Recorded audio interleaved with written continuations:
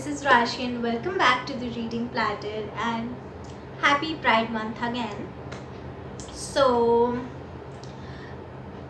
talked about this whole week that there will be LGBTQ themed videos for this week. Video linked here if you want some LGBTQ plus recommendations. So in this video I'm going to be discussing about 10 books that I would really want to read that are LGBTQ plus themed. Some of these books were that I really wanted to read, but I never added to my TBR because it's always so huge, and my expected TBR is also very huge. So yeah, I always had them written down that I want these books on my TBR. And when I was searching for some books that are LGBTQ plus, and when I saw these books in that list, I was like, you need to go on my TBR right now. So here are the 10 books. As you know, the books that I haven't read, I don't actually know much about those books except for the author and the genres and bit of the storyline. But for you guys, I will be reading the synopsis of these 10 books from Goodreads. So let's get started. And I have my chocolate milkshake here because it is so damn hot here. You guys must have noticed the change in the background because this is my summer background, that is my winter background, because that room is extremely hot in summers. I cannot film there without any fan or AC, so filming here. And let's get started. I'm opening all the books that I really want. I haven't read the synopsis for any of these. I can make mistakes in the middle of reading them, so I'm really sorry for that. So let's get started. The first book is You Should See Me in a Crown by Leah Johnson, and it was published in 2020, I believe. Yes, it was published in 2020. And let's see what the book is about. Liz Lighty has always believed she's too black, too poor, too awkward to shine in her small, rich, prom-obsessed Midwestern town. But it's okay. Liz has a plan that will get her out of Campbell, Indiana forever. Attend the uber-elite Pennington College, play in their world-famous orchestra, and become a doctor. But when the financial aid she was counting on unexpectedly falls through, Liz's plans come crashing down. Until she is reminded of her school's scholarship for prom queen and king. There's nothing Liz wants to do less than endure a gauntlet of social media trolls, catty competitors, and humiliating public events. But despite her devastating fear of the spotlight, she's willing to do whatever it takes to get to Pennington. The only thing that makes it halfway bearable is the new girl in school, Mac. She's smart, funny, and just as much of an outsider as Liz. But Mac is also in the running for the queen. Will falling for the competition keep Liz from her dreams or make them come true? Very nice. That got me interested, and it is a YA contemporary LGBTQ romance. Very much interested. I am assuming that this Liz, our heroine, and the Mac, the new girl in the school, might have some romance. Can be a possibility, but yeah, want to read this one. The next book that I want to read is Cemetery Boys by Aidan Thomas, and it was published in 2020, and it is a fantasy LGBTQ romance. And let's see what the book is about.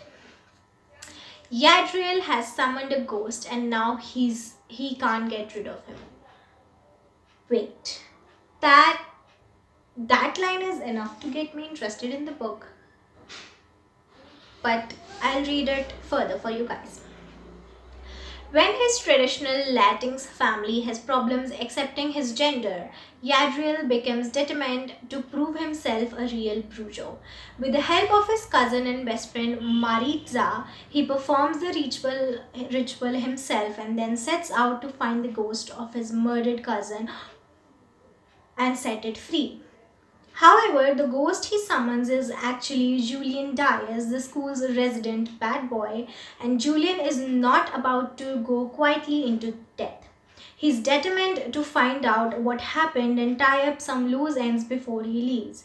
Left with no choice, Yadriel agrees to help Julian so that they can both get what they want. But the longer Yadriel spends with Julian, the less he wants to let him leave. I love it. Okay. See, I hear about these books on BookTube, on Bookstagram, and I want to read them. What I hear is just their reviews, the spoiler-free reviews about the booktubers I trust and bookstagrammers that I trust. So I just watch their wrap-ups because I don't believe if anyone will give spoiler anytime soon.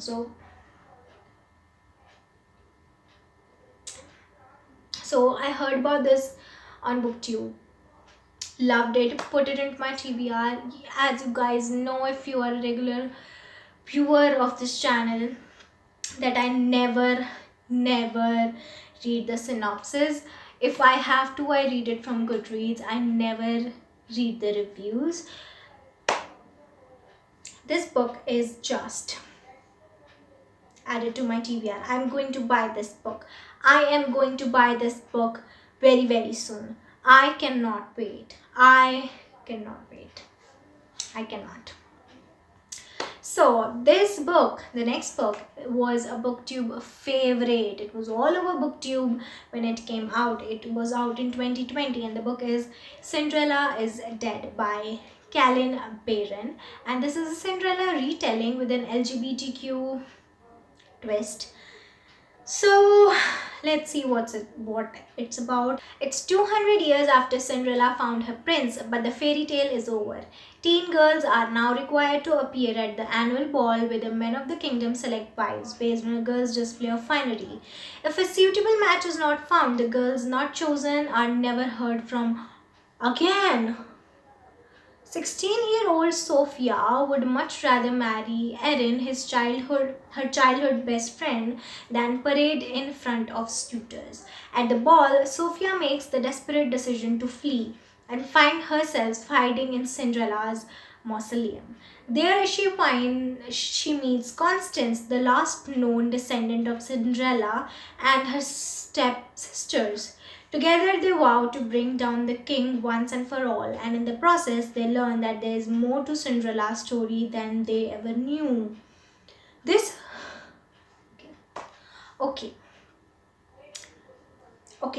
was, oh no.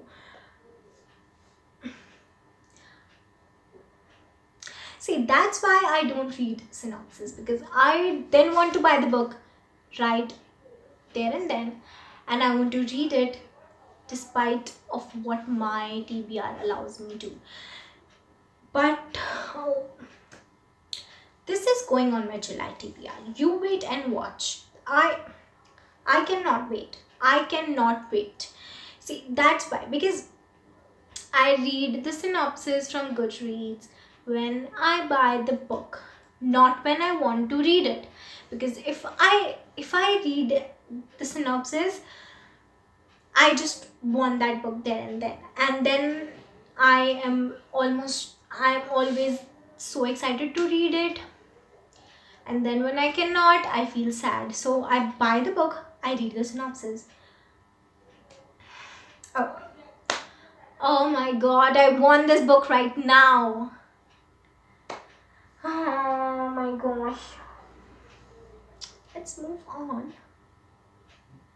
The next book is a romance. It is a contemporary romance with an LGBTQ rep, and it was published in 2021 I can get an arc for this if it's available still. I don't know. Oh, the synopsis is so big. Let's read it. Oh, the book is Meet Cute Diary by Emery Lee, and I've heard about this book on BookTube once or twice, not much because it was just published in May. So let's read what's it about.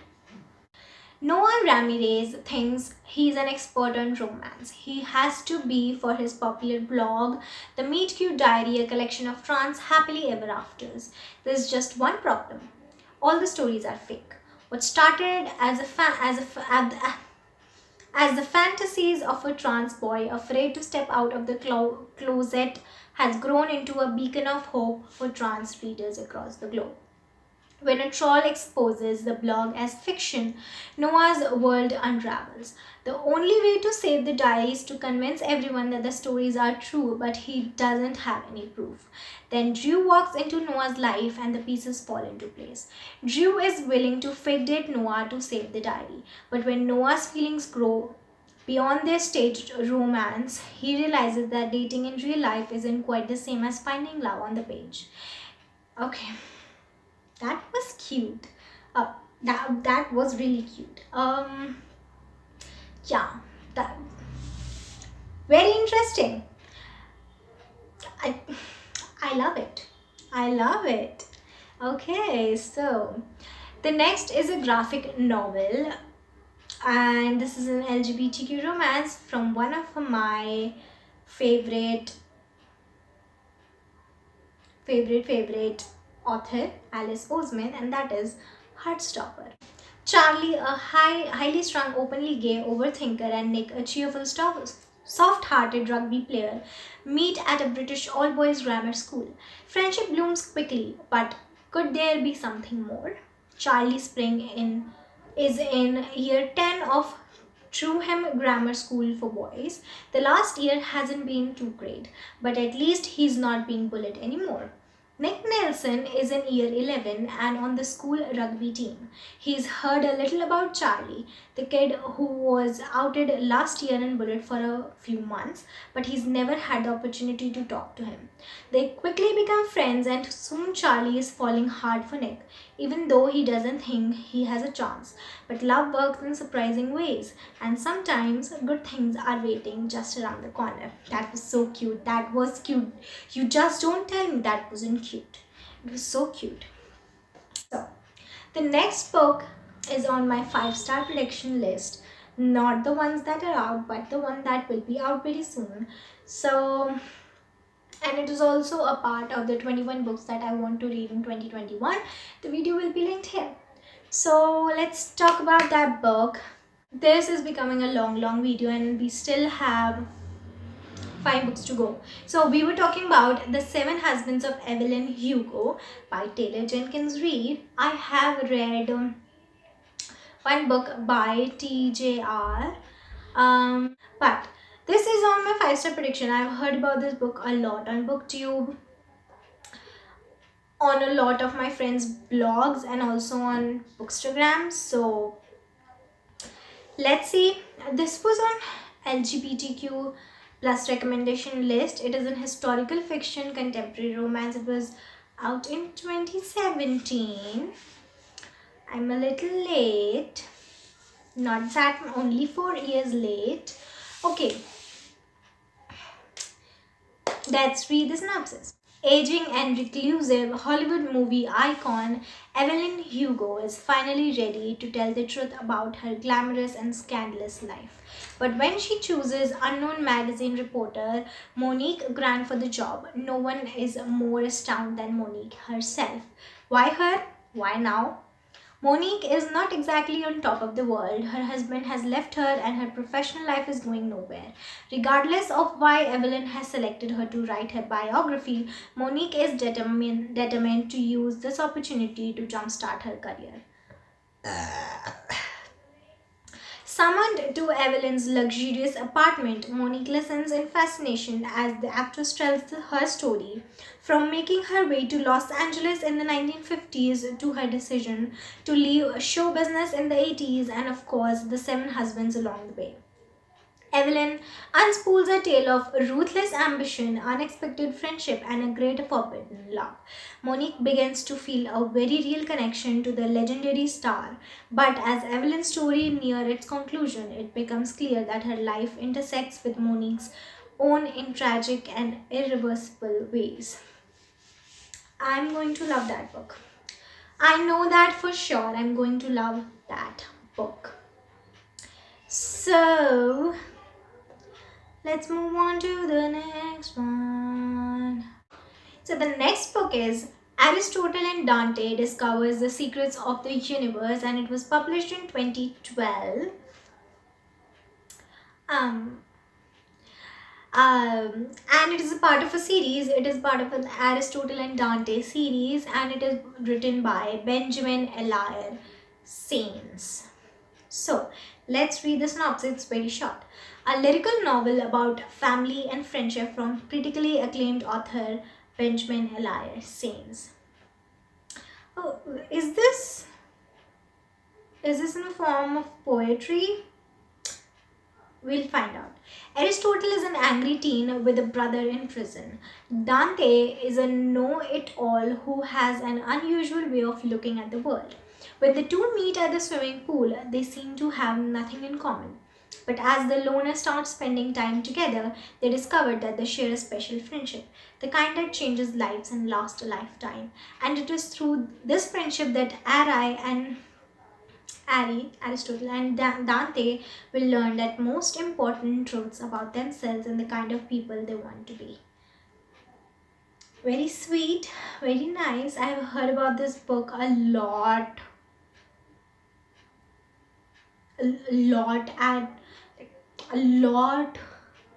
on BookTube, so very excited for that one. And there is one book that fascinates me a lot. Like, the title fascinates me a lot, and the book is They Both Die at the End by Adam Silvera. Like, the title tells you the conclusion of the story, but you follow along how it goes. So very excited for this one. It is also YA LGBTQ plus rap romance, and it was published in 2017. Let's read the synopsis. Let's find out together what it's about. Adam Silvera reminds us and everything, all that. On September 5th, a little after midnight, Death Cast calls Mateo Torres and Rufus Emeterio to give them some bad news. They are going to die today. What? Mateo and Rufus are total strangers, but for different reasons. They are both looking to make a new friend on their end day. The good news, there's an app for that. It's called The Last Friend, and through it, Rufus and Mateo are about to meet up for one last great adventure to live a lifetime in a single day. Okay, that is kind of cute and kind of creepy, but very much interested in creepy stuff. So very much interested in this novel. So in May, I recently read a book, Fangirl by Rainbow Rowell, and I loved her writing. So I want to read this book. Like, this book, the book is Carry On by Rainbow Rowell, and it is a book in the series Simon Snow, which is also mentioned in the Fangirl. The girl is a fan of this series, which in her story exists in real life, but this is a novel written by Rainbow Rowell herself. So this is part of a series, a real one, and I guess it is a trilogy. At this moment, it's not known if it's a trilogy or will be a series, but the latest book was out in 2021.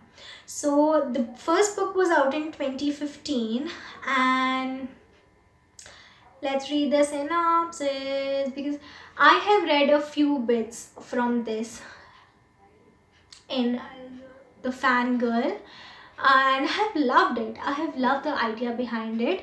It is, I guess, it is Harry Potter retelling, kind of in that kind of universe, in Harry Potter universe. So let's see what the story is about. Simon Snow is the worst chosen one who is ever being chosen. That's what his roommate Baz says. And Baz might be evil and a vampire and a complete chit.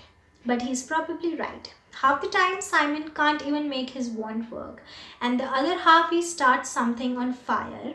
His mentor's avoiding him, his girlfriend broke up with him, and there's a magic eating monster running around, wearing Simon's face. Baz would be having a field day with all this if he were here. It's their last year at the Watford School of Magics, and Simon's infuriating nemesis doesn't even bother to show up. Carry On, The Rise and Fall of Simon Snow is a ghost story, a love story, and a mystery. It's just as much kissing and taking as you'd expect from a Rainbow Rowell story, but far, far more monstrous. Okay, that was interesting. That was very interesting, and I have read bits from this that I mentioned in Fangirl, and that got me interested so much in this whole Simon Snow in universe that I'm going to definitely read it. Last book is on my 5-star predictions that I have to read till August, and I'm very excited to read this one. I was willing to read this book from a very, very long time. It was published in 2019, and the book is Red, White and Royal Blue by Casey McQuiston, and I'm so excited for this book. I'm so excited for this one. Let's find out what it's about. It's contemporary romance, LGBTQ fiction. Let's read it.